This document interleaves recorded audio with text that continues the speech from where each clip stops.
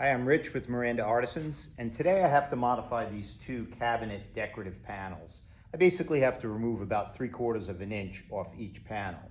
As you can see, the edge of this panel is finished, and that's where it gets tricky, because once I remove that edge by reducing the panel, now I have an unfinished edge. So I've come up with a system where I remove this edging by cutting a miter, and I like to set the saw up so that I move the blade back a bit so it leaves the easing on the edging.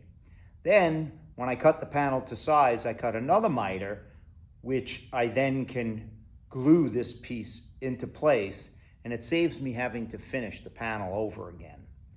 I hope you enjoyed this video. The first thing I had to do was add a sacrificial edge to my table saw fence so that the blade wouldn't damage my fence. I then cut both of the edges off, leaving that easing that I described.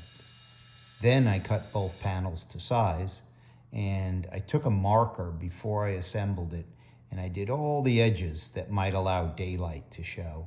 I glued it up nice and good, and then I taped it, being careful not to leave any catch on the edge, testing it with my finger to make sure that it was nice and smooth. Then I simply cleaned it up, and voila.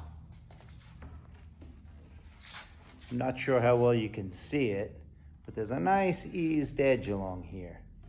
And maybe you can see that little miter in the corner. And so I cut the panel with the miter, but I also mitered this edging so that I could reattach it, leaving that little bit of easing on it. I think it came out great. God bless.